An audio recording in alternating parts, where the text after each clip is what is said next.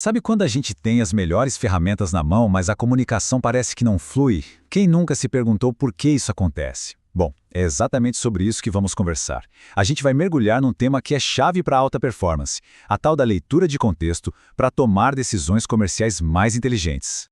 Vamos começar com essa pergunta que, olha, tira o sono de muita equipe por aí. A gente tem CRMs, scripts, metodologias, um arsenal completo.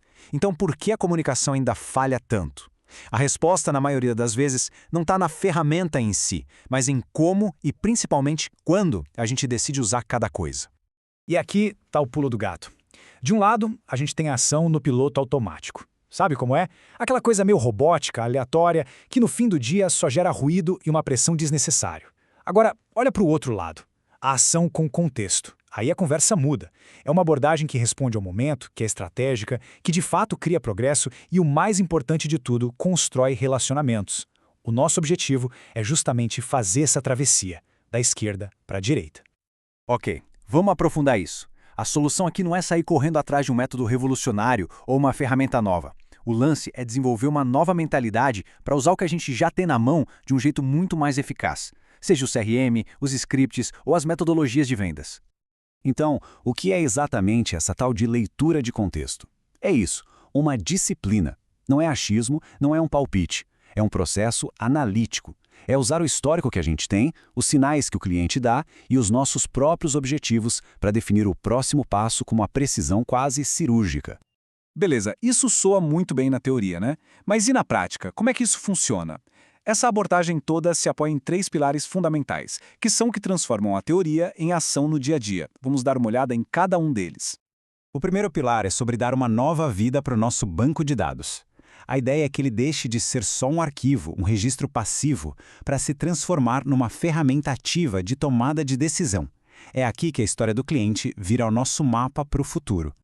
E como a gente faz isso? Primeiro, analisando em que etapa do funil as negociações costumam travar. Depois, entendendo os motivos de perda que mais se repetem. E aqui vai a regra de ouro. Sempre consultar o histórico completo no CRM antes de qualquer contato. É isso que permite ajustar a abordagem com base em padrões, em fatos e não em suposições. Essa frase aqui resume tudo de forma brilhante. O CRM não é um cemitério de dados, é um mapa para o próximo movimento. Essa ideia muda completamente o jogo. Ele deixa de ser um arquivo morto e passa a ser o guia estratégico de cada passo, de cada decisão. É uma virada de chave fundamental. Bora para o segundo pilar. Aqui, o foco é em gerenciar o tempo e a pressão de um jeito estratégico. A grande sacada é substituir aquelas reações emocionais de impulso por uma cadência de contato que seja bem pensada, bem definida e, claro, disciplinada. E aí vem aquele dilema clássico, né? Insistir ou recuar? É hora de pressionar mais um pouco ou de dar um passo para trás? A resposta para isso não pode vir do impulso.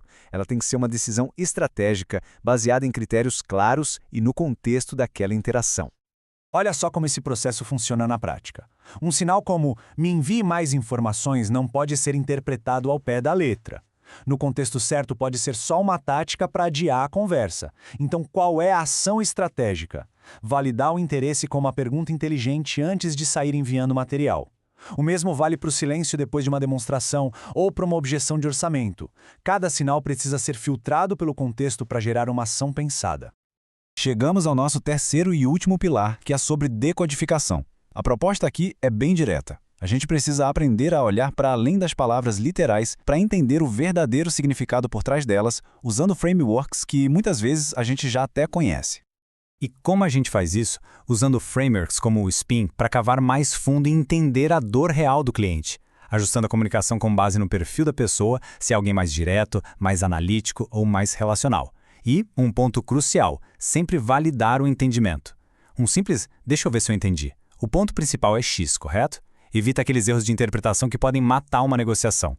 Então, quando a gente combina esses 3 pilares, dados, cadência e sinais, o que acontece? A gente começa a desenvolver algo que parece muito com intuição, um feeling, mas que na verdade é o resultado de um processo bem disciplinado. Este aqui é o ciclo da evolução. Primeiro, uma ação disciplinada, baseada em contexto. Depois, uma revisão honesta do que aconteceu. Com base nessa revisão, a gente ajusta os scripts, as cadências, as ferramentas. Então, a gente repete o ciclo. É um processo contínuo que constrói a maestria pouco a pouco. No fim das contas, o ponto crucial é este. O tão falado senso comercial não é um dom que nasce com a pessoa. É uma habilidade construída através desse processo estruturado de agir, revisar e ajustar.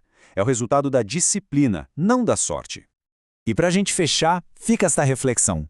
Diante do próximo desafio, da próxima ligação, da próxima reunião, a pergunta a ser feita não é só o que eu faço agora. A pergunta de verdade é qual contexto vai guiar a minha decisão. A resposta para essa pergunta, pode acreditar, muda tudo.